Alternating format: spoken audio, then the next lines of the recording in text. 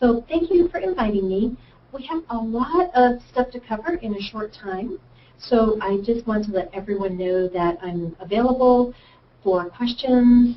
You can email me, you can email Erica, and I'll respond, or you can call me. My contact information is included here in the presentation a couple of times, so you'll be able to get a hold of me if you need me. And if you'd like me to come out to your community and speak to your staff, to your clients, whomever, just feel free to ask.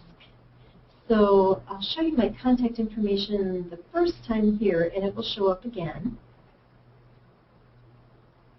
And again, this will be on the recording as well. So some of you responded to the SurveyMonkey that we sent out to make sure that we were addressing all of the things that you wanted to hear about. And so there were a couple of things that stood out. We got many, many responses, and I summed them up here. There were quite a few questions about what to do in cases of tax fraud. A lot of people wanted to know about scams. What are the current scams? How are older adults affected by those scams? And so we'll talk a lot about that. And then there were a couple of people who asked about when the older adult participates in the victimization. For example, invites a new friend to live with them, or refuses to work collaboratively with police in stopping the abuse. So we'll talk a lot about that. And then also when to call the police instead of calling Adult Protective Services. So we'll talk about that as well. If I've missed anything, please feel free to email me questions, and I'll make sure I get those answered. So today in the webinar, I'll go over first what identity theft is, and then a little bit about scams and fraud. Then we'll talk about financial exploitation and how that's a little bit different than the other types of financial crimes. The impacts that these crimes have on the victims, what you can do as a professional to help older adults prevent being victims of these crimes, and then how to report and respond to the crimes. So first we're going to talk about identity theft. And if you like my cute little pictures, you have one of my, or several of my clients who have been victims to thank. When they find out I'm working with identity theft, they send me cute pictures.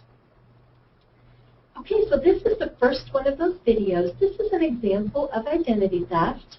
And so you should see appearing right now in your chat box the link.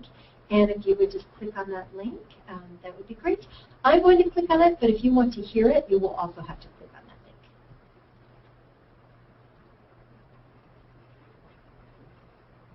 link.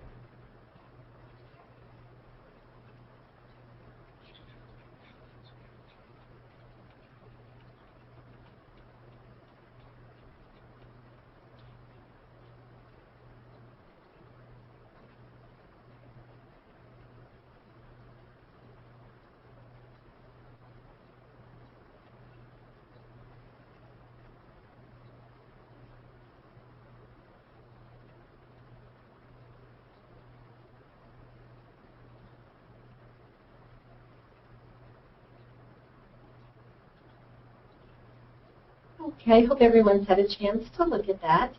As you can tell, it's just a humorous view of identity theft, but it does bring up an important issue, which is that your credit card is vulnerable to identity theft, and that once someone has that, they have access to everything that you have.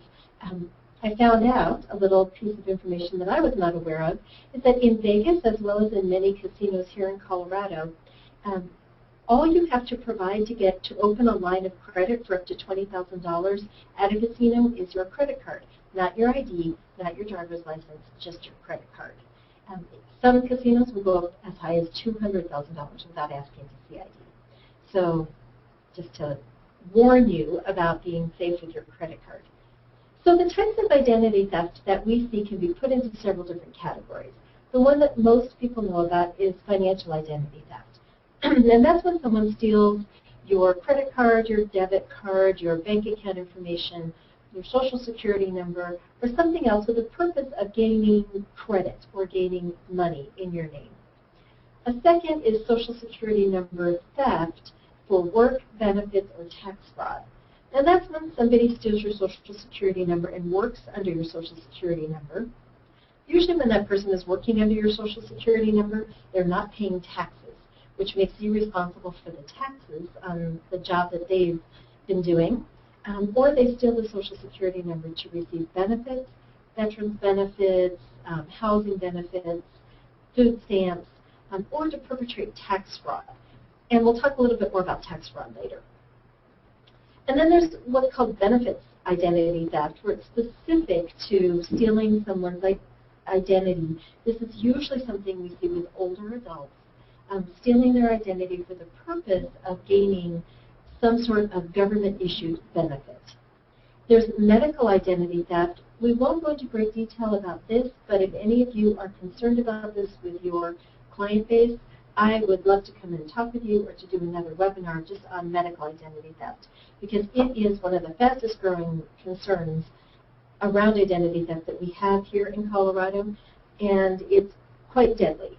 In medical identity theft, the identity thief uses a person's Social Security number or other form of identity and receives medical services in that person's name, which means that that person becomes financially responsible for paying for those things.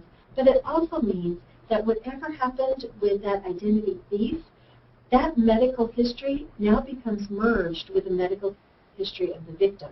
So you may have a 2-year-old victim who is showing that she's had 3 children, or you may have an elderly person who is showing that they've just had their appendix removed and they have not. It could have different blood types, different medical conditions, different drug allergies listed on their medical records, and it can create a life-threatening situation for someone who's been a victim. And then there's also using someone's ID for criminal activity.